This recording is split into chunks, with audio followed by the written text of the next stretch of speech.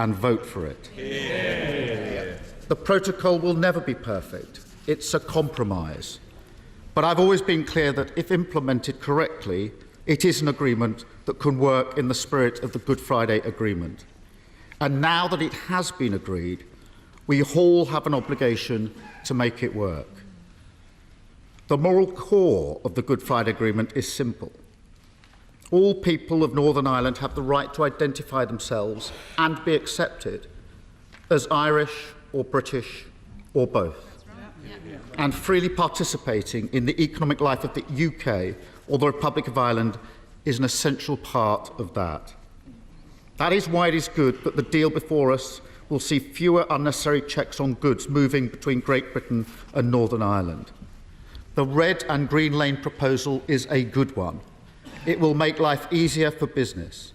It will enable the people of Northern Ireland to participate more freely in the economic life of the UK. It has our full support. The protocol will continue to ensure there's no physical border on the island of Ireland. That is essential. We all know that any physical border would be a source of tension, a physical manifestation of new barriers between communities in Northern Ireland and the economic life in the Republic. This agreement will allow us to move forward as a country, rather than be locked in endless disputes with our allies. It will improve our diplomatic standing, which has been damaged by the government's previous threats to break international law. And I am encouraged that the DUP has said it will look carefully at the measures that it contains. But we must be honest, this comes with trade-offs. The Right Honourable Member for Uxbridge and South Ruislip told the people of Northern Ireland that his protocol meant no forms, no checks, no barriers of any kind on goods crossing the Irish Sea after Brexit. That was absolute nonsense. A point-blank refusal to engage with unionists in Northern Ireland in good faith, never mind take their concerns seriously. And it inevitably contributed to the collapse of power sharing in Northern Ireland. And I have to say, as the Prime Minister listed all the problems with the protocol, I did rather wonder whether he'd forgotten who negotiated it.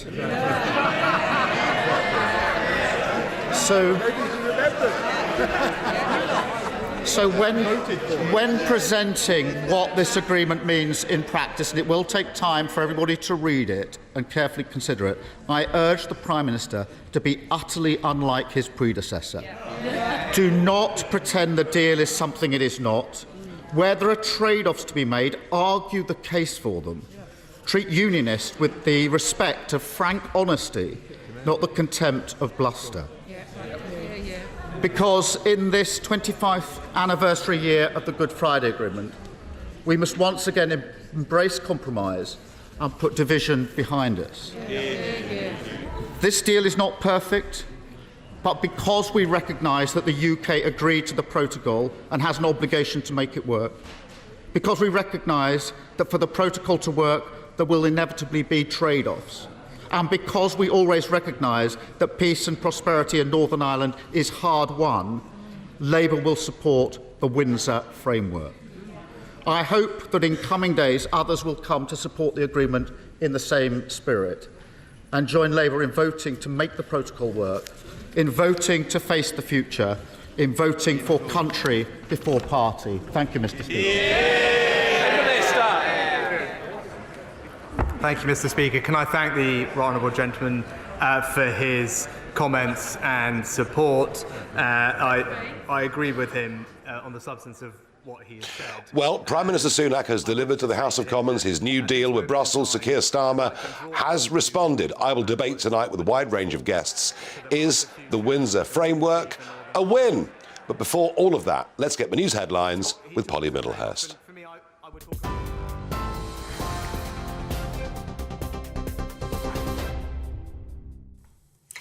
Nigel, thank you. Well, the top story tonight on GB News. The Prime Minister has been addressing the House of Commons tonight, saying the Brexit trade deal for Northern Ireland means businesses and people can now move forward as one united kingdom. Rishi Sunak said the Windsor Framework would deliver smooth, flowing, free trade across the UK while protecting Northern Ireland's sovereignty. That includes the Northern Ireland Assembly being able to stop some EU laws affecting the flow of goods, which he called the Stormont break. The Prime Minister also said the deal removed any sense of a border in the Irish Sea. It's about showing that our union, that has lasted for centuries, can and will endure. And it's about breaking down the barriers between us, setting aside the arguments that for too long have divided us, and remembering that fellow feeling that defines us, this family of nations, this united kingdom. Well, Democratic Unionist member Ian Paisley says he hopes the deal can meet his party's expectations. I think it's important that we do look at the legal issues which come forward, but I think it falls some way short in satisfying those tests. That's my gut instinct, and I want to be positive about it. I want it to try and find somewhere that would allow us to see change. Well, in other news tonight, CCTV has been released of a car used by gunmen who shot an off-duty officer in Omagh. Senior Detective John Caldwell was shot multiple times at a sports complex in County Tyrone last week. Crime Stoppers has offered a reward of up to £20,000 for any information. Detective Chief Inspector Eamon Corrigan says the force is appealing to anyone who may have seen the vehicle in the 2 weeks leading up to the attack. Our CCTV footage shows the car leaving the sports complex and turning left onto the Killyclougher Road immediately after the shooting. We then know it travelled past the Glendale service station to the Recopla Road, where they abandoned the car and set it on fire. And finally, the energy regulator has reduced the cap on how much suppliers can charge customers, but bills will still rise. Ofgem has announced the cap on the amount households pay for gas and electricity will drop by almost £1,000 from the 1st of April. However, customers are likely to pay 20% more on their annual bills, as the government's additional support only partially protects them. That means the average household will most likely pay £500 more every year than they did before. You're up to date on TV, online and DAB+ radio. You're with GB News, the People's Channel. Time for Farage.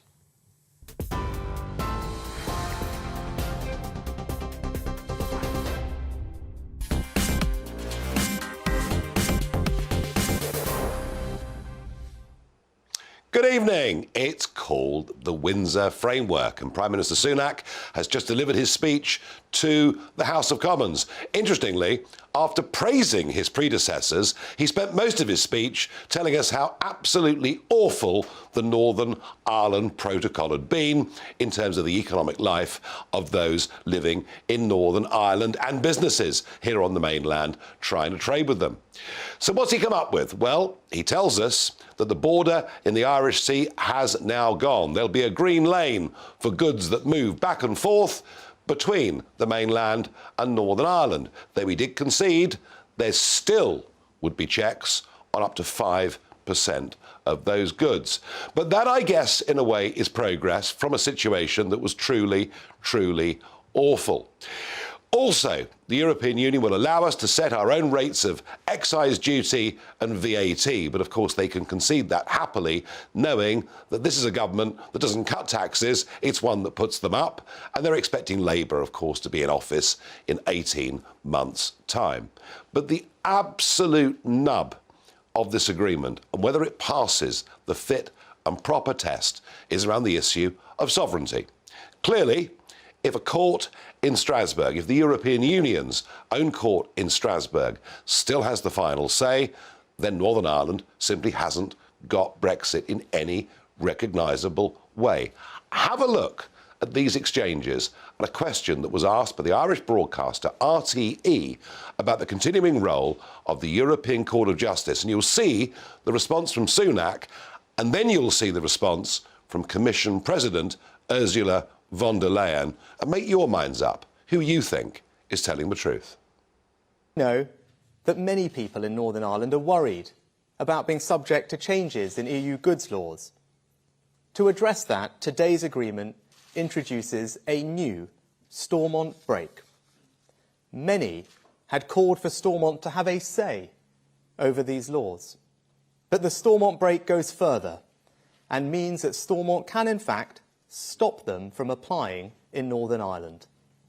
This will establish a clear process through which the democratically elected Assembly can pull an emergency brake for changes to EU goods rules that would have significant and lasting effects on everyday lives. If the brake is pulled, the UK government will have a veto. The Unionists say they want to be treated the same, and it's to both leader. They want to be treated the same as any other part of the UK. However, Northern Ireland is the only part of the UK that shares a land border with the EU. So there will have to be some differences for Northern Ireland compared to the rest of the UK. Do you believe the Unionists will accept different treatment? And can you point to how, for instance, the European Court of Justice will have jurisdiction in Northern Ireland? I think we all collectively share an ambition to avoid, as you say, a hard border between Northern Ireland and the Republic. And that's why there's a role for EU law in Northern Ireland, but that happens with consent. And as a result of the agreements that we've reached today, there is further democratic accountability of that role of EU law with the new Stormont break, which provides a very powerful mechanism for the Stormont institution to use when it has concerns. And I think that is really important part of correcting the democratic deficit that existed and providing reassurance to everyone in Northern Ireland that they are in control of their own destiny. Yes, indeed, the European Court of Justice is the sole and ultimate arbiter of EU law. That's natural because it's prescribed by the EU legal order. So the ECJ will have the final say on EU law and single market issues.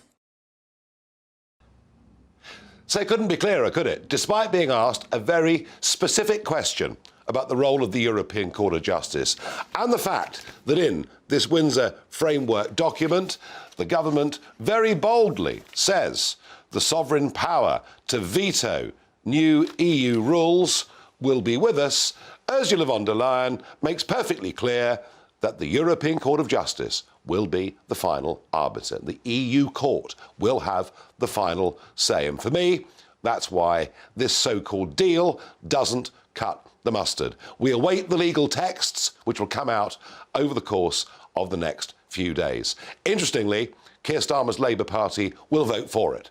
I don't think, as I predicted last week, we'll see any cabinet resignations. Oh yes, there'll be some of the ERG will kick up a fuss when they realise what they've been told by the Prime Minister isn't the truth. Although it's not him we should blame, it's Theresa May and Ollie Robbins, or now Lord Robbins, of course, for his wonderful skills at negotiating. Barnier, Verhofstadt and the others deliberately used Northern Ireland to trap the British negotiators. They did it brilliantly and we're living with the consequences. So you tell me, is the Windsor Framework a win? Give me your views. Farage at gbnews.uk. Well, let's go to Westminster. Let's be joined by Olivia Utley, GB News political reporter. Olivia, my sense of this, despite my objections on the grounds of sovereignty and continued checks of some nature on goods travelling between English ports and Northern Ireland, my sense of this is the Prime Minister is going to win this in Westminster pretty comfortably. Yes, the Prime Minister is certainly enjoying his moment in the sun. I've just been in the chamber hearing him speak and he's sounding very chipper indeed. And it's very clear why. The atmosphere generally in Westminster is hugely positive. There's a feeling that Rishi Sunak has achieved something that his predecessors thought were impossible. The biggest breakthrough, perhaps, is that he's actually managed to reopen the text of the withdrawal agreement treaty, meaning that, for example, example, Northern Ireland can now diverge on tax on VAT if the UK chooses to. So, for example, if the UK lowers alcohol duty, then a pint will be cheaper both in mainland Britain and in Northern Ireland. Now, that is seen as a huge breakthrough, as is this new green lane for goods coming out of Great Britain into Northern Ireland, meaning that, for example, online shopping, which was previously a pretty arduous process with lots and lots of checks, will now be made much easier. Sausages and cold meats, which was mentioned a bit earlier, those were subject to very, very stringent checks, which is making life very difficult for butchers in Northern Ireland. So there are lots of practical changes which are very, very good news and have managed to garner the support of some very strident Brexiteers. So, for example, I spoke to David Davis earlier, who said that the Prime Minister had played a blinder. Now, of course, David Davis resigned as Brexit Secretary when he didn't like Theresa May's deal. Also spoke to Steve Baker, who told me that he was prepared to resign as late as yesterday, but Rishi Sunak had reassured him that the terms of this deal were such huge concessions that he couldn't resist supporting it. So, yes, I think you're absolutely right that the deal will get through Westminster, and I think you're right that there won't be any cabinet resignations. Of course, the big fly in the ointment is that it doesn't sound like the DUP is happy. I spoke to Sammy Wilson just now, not Sammy Wilson, Ian Paisley just now, and he said that the Stormont brake was like having a handbrake, but it's under the seat of your driving seat and you'll never actually be able to use it. He said, he used exactly the same phrase as you, that his gut instinct, although he does want to read the legal text of the agreement, his gut instinct is that it simply won't cut the mustard. So that's a bit of an issue for Rishi Sunak, but it's certainly the happiest I've heard him sounding in a long time. And in some respects, this could be the end of a very, very thorny process. Olivia Ratley, thank you very much indeed from that report live from Westminster. Well, isn't it funny? Sausages. Do you remember Jim Hacker, Yes Minister, and the Euro sausage? It was the issue that made him Prime Minister. The fact that we can now trade sausages within places that are legally parts of the United Kingdom is not of itself a great victory, but it's better than the awful position that we were in before. Well, I'm very pleased to say that right now, Dame Arlene Foster, the former First Minister of Northern Ireland and, of course, now GB News presenter, joins me down the line. Arlene, better than the current situation, but surely this doesn't go far enough, does it, for the DUP to go back into Stormont and power sharing? Well, Nigel, good to be with you, as always. I think it is much, much better than what we had. And isn't it interesting? I heard you saying there, first of all, he praised his predecessors and then completely destroyed the legacy that he'd been left by them. Because, of course, the protocol was incredibly difficult for those of us living in Northern Ireland. It reduced our choice of goods on the shelves and it increased the cost of goods as well. So now we have a number of changes, practical changes, which I think are good news for Northern Ireland businesses. We will, of course, want to see the detail in relation to the so-called green and red lane. What does the red lane contain? What does the green lane contain? And indeed, does the green lane have any additional checks that you wouldn't normally have within an internal market? And then, of course, we'll want to look at this so-called Stormont brake. What does that mean? What does it actually involve? And will it actually allow Stormont to say no to new EU laws? Now, the Prime Minister in the House of Commons seems to be suggesting that that is the case, but I'd be very interested to see the legal text on all of that. Yeah, I mean, we had the emergency brake, if you remember, on borders and immigration that was discussed in the referendum back what now seems like a very long time ago. I think what was interesting, and you're quite right, we'll see the legal text in the next couple of days, but what was interesting as to who would the final arbiter of any proposed new EU law be, Ursula von der Leyen didn't even need to think about her answer. She was absolutely clear that the ECJ would be that arbiter. And I put it to you that if a British Prime Minister has tried to sell the DUP a deal and a break that turn out not to be true, why should they trust him? Well, we'll have to find out in the next couple of days, Nigel. But I think it is interesting that she was unequivocal in relation to that issue about the ECJ. And you'll remember back to the command paper from David Frost in July of 2021, where he had made suggestions of actually an arbitration panel. So it just wouldn't be the ECJ. There would be somebody there from the UK as well, and somebody independent, and they would deal with any problems that there were. But that was rejected by the European side, and they will stick very, very much to the line that it is the ECJ. If there's European law, if there's any problems with it, it's the ECJ that deals with the issue. Yeah. Final thought, Arlene, if I may. I was horrified that this deal was presented and named in Windsor. Even more horrified that on the day of the deal, the unelected Commission President Ursula von der Leyen, who's not even the head of the EU, that's a Belgian called Michel, horrified that the King met this woman and in doing so appeared to endorse this agreement before we see all the details. I just wonder whether you had any thoughts on that. Well, I do have thoughts on that, and I think it was very crass by the government to do that. They obviously know how much we who are monarchists here in Northern Ireland love the King and really look up to the King, and they have used the King in this way, which I think is wrong. The King should be above politics. They've made the point, of course, that he meets heads of state all of the time. This lady is not a head of state. This lady is from the European Union, and I think it was a deliberate attempt to try and say, well, if the King is content with this deal and in some way connected with it, then the Unionists shouldn't have a problem with it. Look, if the deal is OK and if the text is OK, then Unionists will look at it. There was no need to involve His Majesty the King. I think the government made a mistake in relation to that, and I think they should reflect on that very deeply. Absolutely. Arlene, thank you for joining me. In a moment, Camilla Tominey will join me. Of course, Daily Telegraph, now a GB News presenter, but for many, many years, a royal correspondent. And I'm going to ask her the question, even if the government wanted the King to do it, did he have to accept? All of that in a couple of minutes.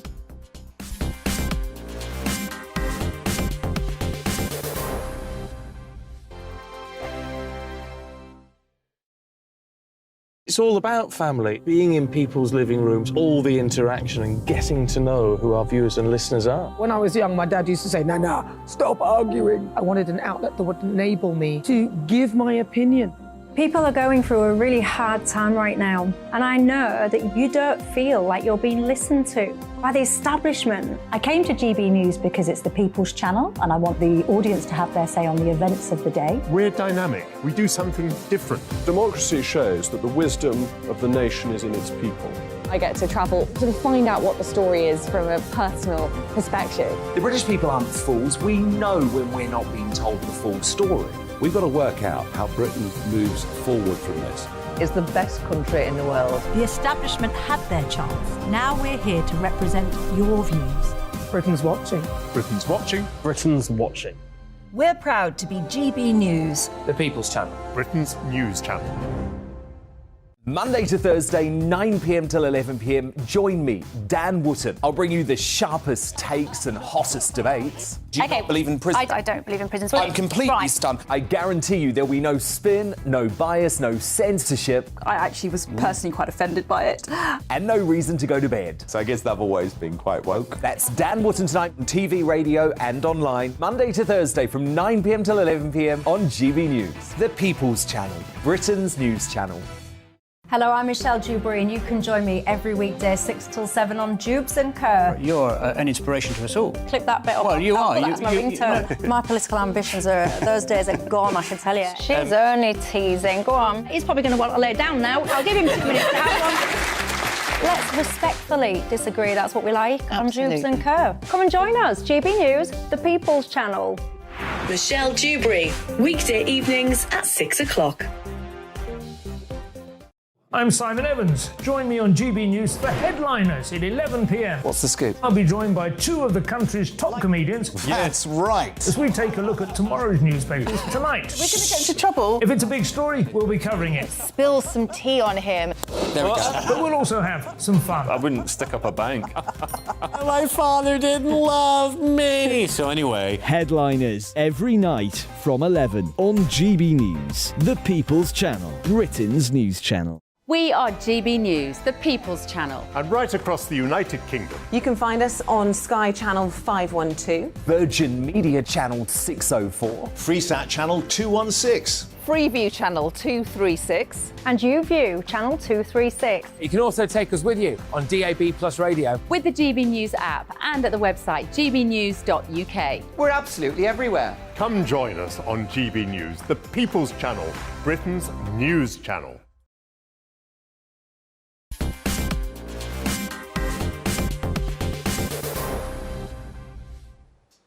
So, is the Windsor Framework a win? Some of your thoughts coming in. One viewer says, Rishi has sorted it. Well, there you are.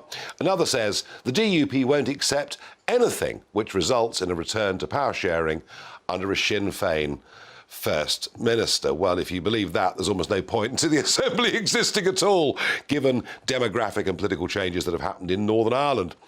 Gabby says, looking at the Windsor Framework, it seems like the EU got Sunak to sign us up to dynamic alignment. Well, Gabby, whether you're right on that or not, I don't know. We're going to get the legal text. What is clear is the situation is better for trade, of course, because it was absolutely ghastly. What is clear is they've made a concession on excise duties, on VAT, but in the absolute knowledge that this government doesn't want to cut any taxes at all. In fact, it's rather keener to put taxes up, and they expect Labour to be in 18 months' time. But what really vexes me is the fact it's actually called Windsor at all, and the role of a certain King Charles. Well, Camilla Tominey, as advertised before the break, joins me. Windsor, why? Yes, it's a really good question. And what's muddied these waters is the fact that there was a suggestion that he was going to meet Ursula on Saturday. And that looked odd, didn't it? Because you'd then have been mid-negotiation. It's one thing to say he's going to meet her because she's an incoming leader and it's only the polite thing to do, and they're going to have tea at Windsor Castle because that's what the king does. Well, yeah. That's the guidance from the palace. I'll give but you hang on a second. She's not a head of state. No. She's head of a bureaucracy called the European Commission. Yeah. It's actually Monsieur Michel who is the senior political figure within Understood. Because he's chairman of the council. Although it's difficult to make any comparisons with days gone by on this particular issue because all of the negotiations have been done in Brussels and announced from there. So we haven't really had a situation with an incoming being here at this moment. Interestingly, the guidance from the palace is that the king was pleased to meet any world leader, that's how they've described her, if they are visiting Britain, and it is the government's advice that he should do so. So we've also had this slight tug of war today between the palace saying that they're acting on government advice, and then a government spokesman sort of suggesting that it was down to the palace. In my experience of royal reporting for however long I've been doing it, it is the government that issues the advice as to whether the monarch should meet somebody who's coming into the country. Yes. And they're also making the point, the palace, that they have already had discussions about other matters, that this isn't related to the protocol issue. But of course, people looking at it will go, hang on a minute, well, the timing seems to be a bit off. Why is it called the Windsor? Why is it called the Windsor? This was the other thing that framework? I tried to probe earlier. You know, was she always meant to be doing it in Windsor? What's going on? And there was a suggestion that they wanted it to be close to London for logistics, but not in London. Can't quite understand that either.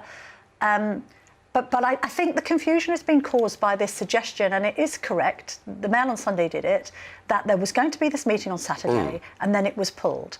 And I'd say that it's extraordinary to have thought of the idea of the king meeting her if the negotiations were still ongoing. Yeah. Less extraordinary that he has met her. I know you're really opposed to this.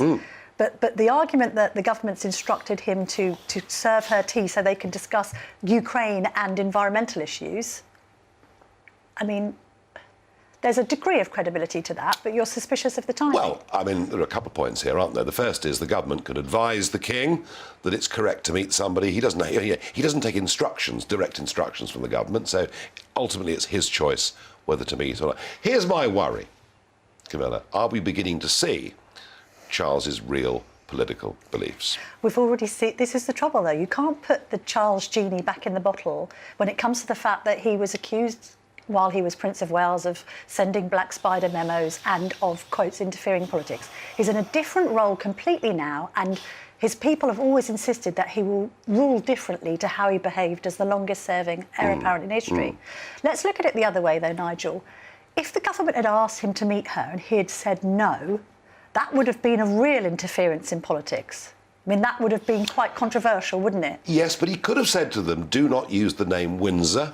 You know, I'm happy to meet her, but don't use the name Windsor in this agreement, because very clearly in the minds of the public, one is being linked with the other. He could have done that. But you might not believe them, but they are stressing that that is geography-related rather than royal-related. Utter, total baloney. That's their argument. And I know from the past, because I was there twice when Charles visited the European Parliament, spoke in the European Parliament, praised the European Parliament, praised the institutions of the European Union, and actually asked for the institutions to have more power. So, you know, I know that's what he thinks, but I fear that today there are many people, not just the Unionist community in Northern Ireland, but many people who absolutely want Charles to succeed, who will be very upset by this. Well, also, I think it's not a good look to be dragged into the political fray in this light at all. The other thing that slightly complicates matters, of course, is that their first tour as King and Queen Consort is to Europe and not the Commonwealth. It'll be Paris and Berlin. We think so. It hasn't been confirmed yet, and I await details, which I think are coming next week. Now, again, that's raised some eyebrows, because obviously the idea of him even taking over as Commonwealth head of government was controversial after his late mother. I mean, he was unanimously appointed, but we know that there are Commonwealth countries flirting with the idea of republicanism, not least after Barbados went their own way, and there's flirtations with it in Australia at the moment with a left-wing government in control. So you might have thought that the priority would be to visit one of those nations first. You could then make the counter-argument, they're in their 70s, there's a coronation coming in May, they don't want to go on a long-haul trip at this stage in the game. But again, that's adding to this idea of them packing a bit more than a kind of soft power punch when it comes to their international diplomacy. I think I'll forgive them that, because, you know, 10 weeks to the coronation, as you say, they're in their mid-70s. Final quick thought, switching gear to politics. Sunak, you know, the presentation's good. Legally, it's not worth a rubber beans, in my opinion. We'll find out for certain in the next couple of days. The Eurosceptics have been routed, I think, ever since the appointment of Jeremy Hunt. The DUP may not accept it. They may accept it. I doubt they will. This was Boris Johnson's big moment. Ironic that the man who sold this terrible deal, who said there wouldn't be a border in the Irish Sea, if any businessman had a problem with checks, to give him a ring. He saw this as his way back, didn't he? Yes, although I think that path to a comeback via this route is narrowing.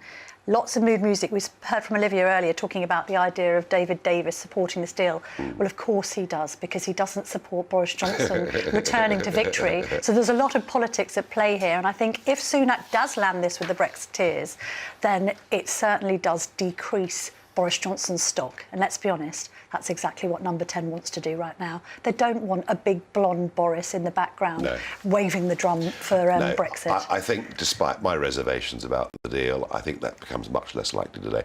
Camilla, great stuff. You're doing a Sunday morning show for GB News. Tell us more. Indeed, back in this studio, 9:30 to 11, with big name guests. Sunday mornings. As ever. Sunday mornings. Tune in.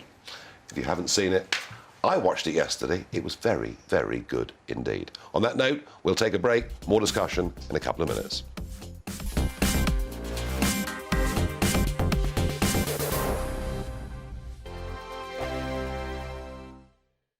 I joined GB News because I was sick and tired of not hearing my views being represented, not just mine, but so many people that I knew and spoke to. I just couldn't get my voice out there. I couldn't say anything. I couldn't do anything. Whatever the narrative was, I kind of had to follow it. GB News is there to provide a voice for those who have been ignored by the establishment media. We think different things, we've got a different style. GB News is here to be optimistic and positive about the future. It's real kind of dynamic and flowing, with the audience very much at the heart of it, like a big family.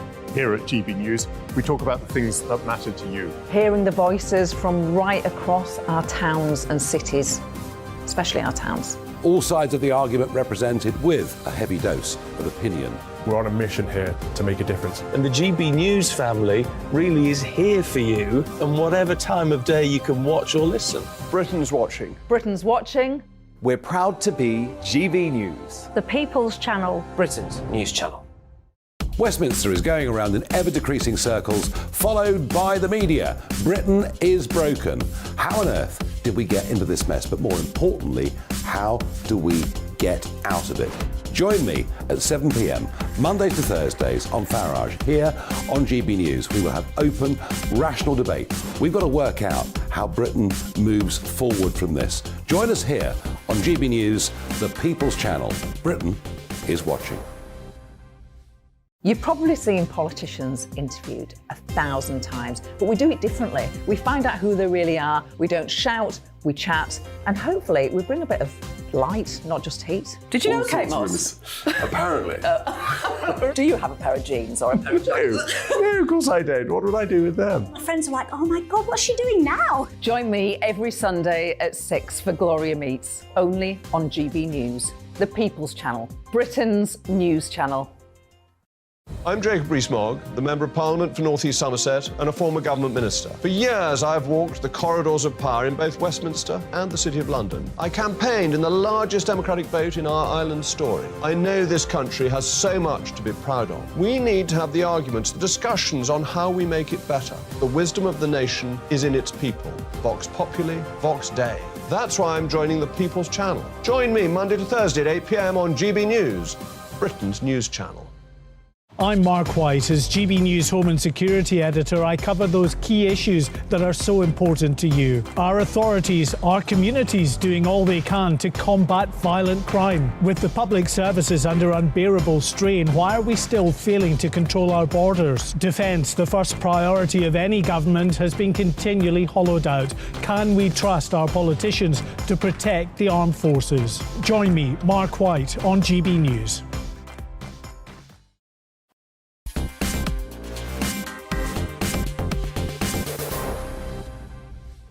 Some more of your thoughts at home. Pam says, I think it is utterly crass to involve King Charles and bring Windsor into the title of the agreement. Hear, hear. I'm bloomin' furious about it.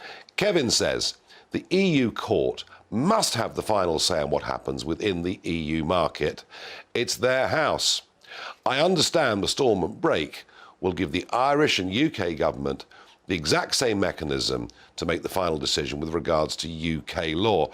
Look, this idea that Rishi Sunak says the national government ultimately has a veto. Well, you know what? We've got a veto over everything. We can leave NATO tomorrow if that's actually what we wanted to do. But within the framework of what's negotiated with the European Union as a naturally law-abiding country, I don't believe we're going to have a veto.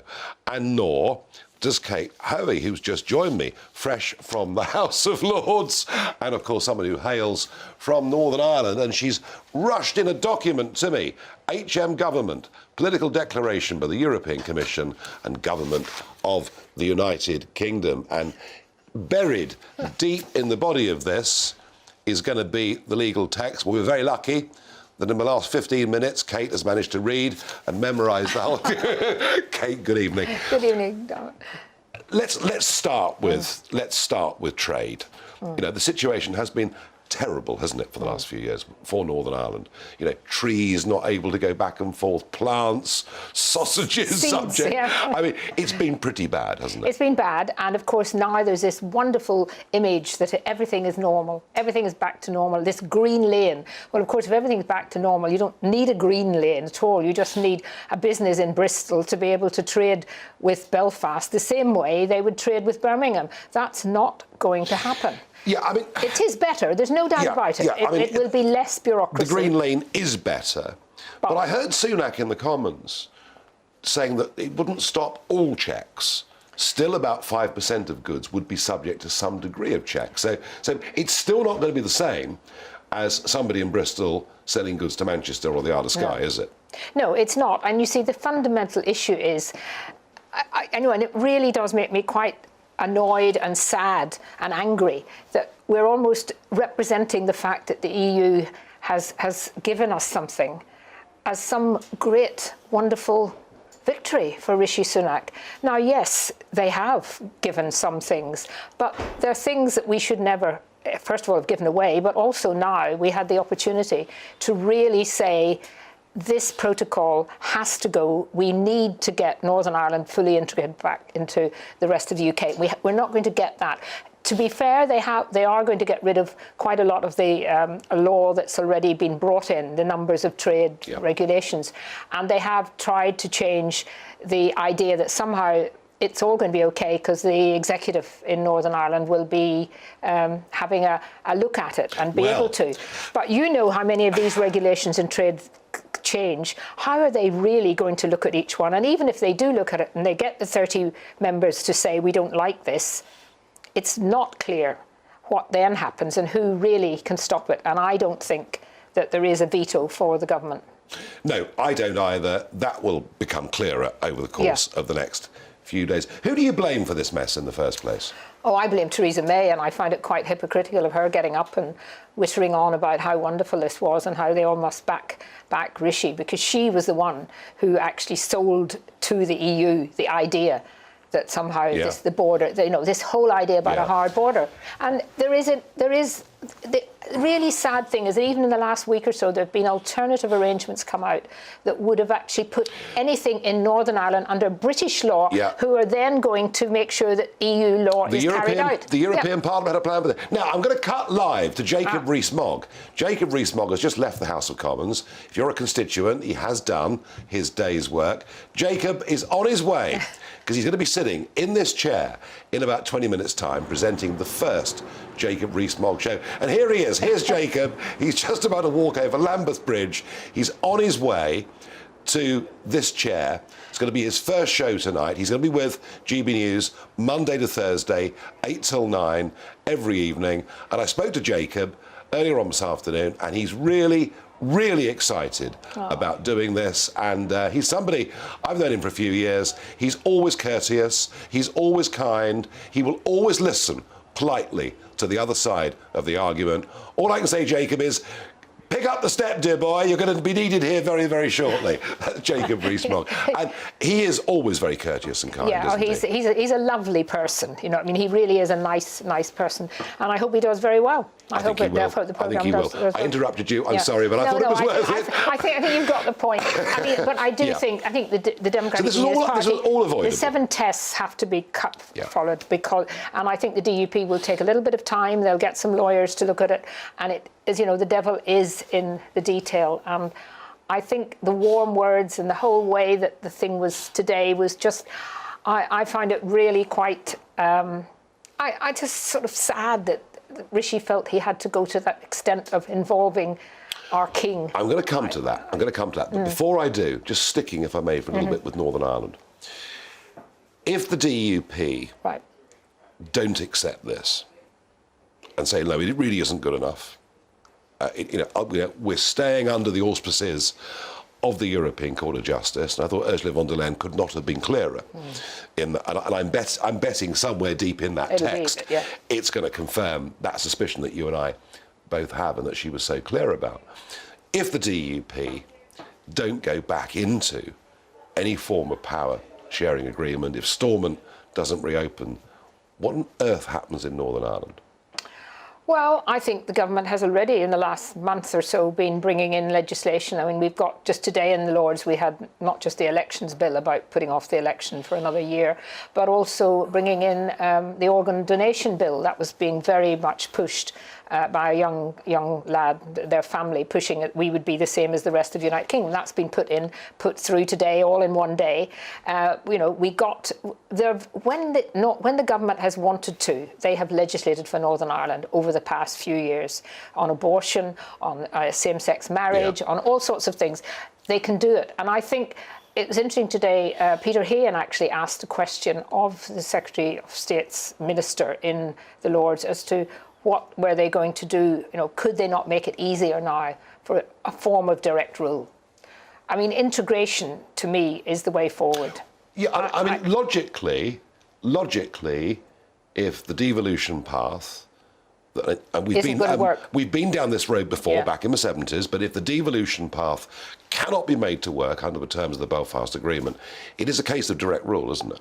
Yes, and of course, what with huge protests from Sinn Féin and people others. always say, oh, well, then, of course, you'd have to have the Irish government involvement. Well, why? You know, why would we have to have it? And also, the reality is that, you know, and I've said this so many times, but what other country would be making such a wonderful thing out of the fact that they have allowed the EU to, you know, they've got back just a little bit more of their control over part of their own country. It is unbelievable. No, I know that is the absolute mess. And by the way, I'm with you. I think that Theresa May bears a very heavy responsibility for all of this, and her chief negotiator, Ollie Robbins, who is, of course, now Lord Robbins, and in the upper house with you as a reward for the great work he's done for this country. Now, I was astonished over the weekend. I was absolutely astonished to think that any form of political framework or agreement would have the name Windsor attached to it. And then I saw in the Mail on Sunday there'd been a proposed meeting between the King and Commission President Ursula von der Leyen had been scheduled for the weekend, but that meeting had been put off. So I thought this morning, well, maybe they've dropped the idea of Windsor. Maybe she isn't actually going to meet the King on this particular trip. How do you feel about all of this? Oh, I was very angry, and I tweeted about it right away. I just think it's, you know, the word Windsor is associated around the world with our royal family. I know it wasn't, the actual discussions weren't held in Windsor Castle, but that is the way it will be presented. And to bring His Majesty the King into something so political, I mean, if he'd wanted to meet her, I'm sure that could have been arranged. But to have it on the day when this very, very difficult, you know, all of this was being publicly aired for the first time, and let's not forget that everybody's been kept in secret. This has all been so secret. Nobody's known anything about this. And suddenly it's all orchestrated and King Charles is brought into this. And I think, I genuinely think that Rishi Sunak has not thought this through and has been badly advised. I'm surprised that Buckingham Palace went along with it. However, I think now there is a real danger for Rishi Sunak. I think that he will live to regret this. What about the King? Will the King live to regret this? I mean, are we beginning to see his views? I'm a staunch royalist, and so are most people in Northern Ireland. Good King Billy. Good King Billy and all of that. And this is what's so sad, that they're actually so patronising that they thought that, you know, if we call it the Windsor document and if we have the King involved, that all those people, you know, who come out with their Union flags anytime there's a royal visit will sort of say, oh, this must be all right. Just so patronising. Isn't the danger, Kate, that people like you and I, you know, and most of the country who are strongly pro the royal family, the role that it's played. I mean, the Queen, of course, popularised the monarchy in the most astonishing way. Well, Her Majesty the Queen, the late Majesty, would never have done this. We just know that. I agree with you. No, I agree with you. Isn't there a danger that this man as King starts to show his political colours, and that many of us who are naturally pro-monarchy begin to start to ask ourselves some serious questions? Well, I hope not, in the sense that, you know, the monarchy has lasted for a very long time. King Charles won't last forever. You know, in a way, we have to sort of look at this in terms of the long game, but you're right. There will be a lot of people questioning and watching every single thing that King Charles does from now on, because he did give a promise when he took over that he would keep and speak only about things that you know, were not political. And this was so political. This was really, really political today. And I think there will be a lot of people in the country who are maybe not interested in Northern Ireland, maybe not interested in the protocol, but will have seen this as something that was just a step too far for him, the King, and blame the Prime Minister for getting us into it. A lot of them naturally would be royalists. Yeah. Now, the other aspect of this, as we look ahead, you know, the battles that we've been involved in since that referendum back in 2016. I know, 7 years. I know. Where's the time gone? And we're still engaged with these battles, as we're seeing today. Keir Starmer's intervention was interesting. Keir Starmer has said that this is significantly better than it was before, and that the Labour Party will put country before party in voting for this agreement. What do you trust the Labour Party, or well, I think I've made my views known before on Keir Starmer. Yeah. I'm afraid I would not trust him on the EU as far as the end of this room, and it's quite a small room we're in. And I really wouldn't, because I know how he behaved during the negotiations when we were trying to get the bills through Parliament, and he will capitalise this. And I do think that actually the EU have been more willing perhaps to go along with some of these changes with Rishi Sunak, because they know that the Conservatives are 25 points, I think, behind. There's likely to be a Labour government, and a Labour government will not be trying to distance itself from the EU. It's dangerous, and I don't think Keir has done himself any favours by the way he's going to behave. Alignment is coming. Kate Hervey, thank you very much indeed. We'll take a break. Back with you in a couple of minutes.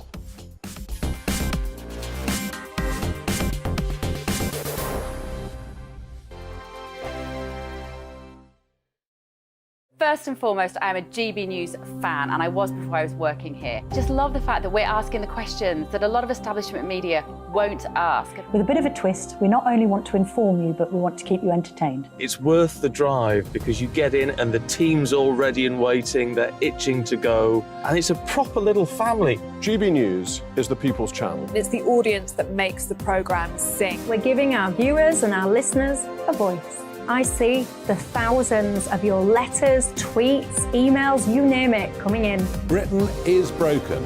How on earth did we get into this mess? But more importantly, how do we get out of it? The establishment had their chance. Now we're here to represent you. It's time for something different.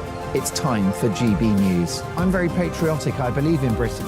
Our best days lie ahead. Britain's watching. Britain's watching. Join us here on GB News. The People's Channel. Britain's news channel.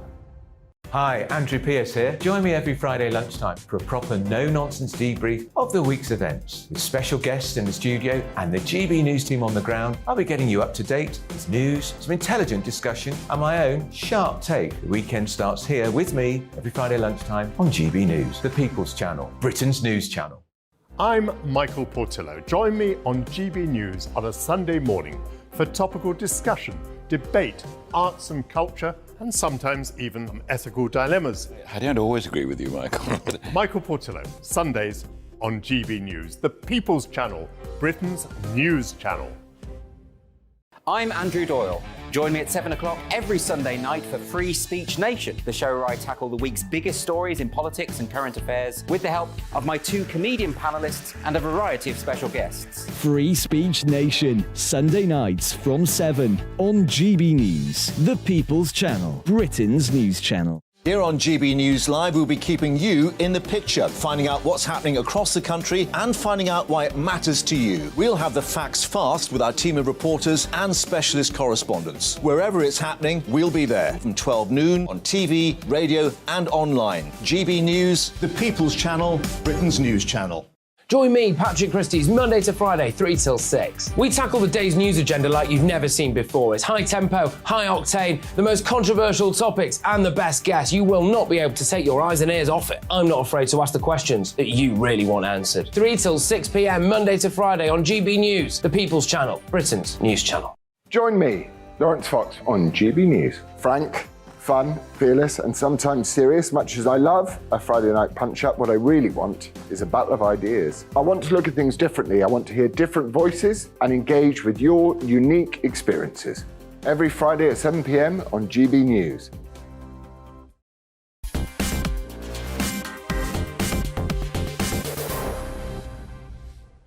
It's the first day at school for new boy Jacob Rees-Mogg, who officially joins GB News today. We'll come to that. You've just come from the House of Commons. Atmosphere, mood, good or bad? Oh, the mood was very good. The Conservative benches were pretty strongly behind the Prime Minister. Sir Geoffrey Donaldson for the DUP gave a very measured response and recognised that considerable progress had been made. So it's been a good day for the Prime Minister. If it turns out the so-called veto isn't true and that the ECJ still is the ultimate arbiter, then it's not quite so good, is it? That's absolutely the fundamental point. Yeah, okay. If the veto is there, then it is a good deal. If the veto isn't real, when you look at the legal text... It'll come to that. Yeah. First show tonight, Jacob, what are the subjects? What do we get? Well, we're inevitably going to be talking about the protocol and what has happened today and the involvement of the King, and then we're going to talk about free speech and whether it's right to censor James Bond 007. Well, we can't be doing with that sort of thing. Well, Jacob, terrific. Welcome to the GB News family. I'm sure you're going to be a great success. Well, following your footsteps is a terrifying prospect. No, but I just hope some of your viewers will follow me. Stick with Jacob, whatever you do. But before that, let's first get the all-important weather. Hi there, it's Aidan McGibbon here from the Met Office. We keep a lot of cloud over the next 24 hours, but under any clear spells overnight, in the north, the chance of seeing the aurora borealis, it's going to be a good one potentially overnight, but there is a lot of cloud, unfortunately, getting in the way for the vast majority. That cloud coming in from the east, it's coming in from the North Sea, giving a few showers in places. The best spot for Northern Lights viewing is Western Scotland, with clear skies here and, well, the northerly latitude, of course, helping things along. There is a chance further south, perhaps for the North Norfolk coast, later in the night, with some breaks developing. Further south again, there will be some clear spells and a frost, but I think too far south to see those northern lights. A lot of cloud elsewhere. Frost-free where we've got the cloud, where we've got the clear spells, as low as -7 Celsius for the Highlands, and fairly widely -1, -2, -3 degrees under those clear spells. Then really Tuesday's very similar to Monday. A lot of cloud coming into the east and across central areas, giving some showers. Otherwise bright or sunny spells, 7 to 9 Celsius, but feeling cold with that wind from the North Sea. Further showers come along. In fact, perhaps an uptick in showers on Tuesday evening, especially for northern and eastern England, into the Midlands, central southern, and then later perhaps the southwest as well, those showers trundling through. But actually, by the end of the night, those showers die down once again, and we keep the clear spells on and off in the south and extensive clear periods for Western Scotland. Otherwise, a lot of cloud, keeping things generally a few degrees above freezing. Wednesday, once more a cloudy day for many. I think a bit more of a chance of some sunny spells coming through with these showers in the east, and some decent sunny spells for southern England, South Wales, Northern Ireland, as well as Western Scotland. Thursday and Friday should see fewer showers, a bit more sunshine, but roughly similar temperatures to the previous days.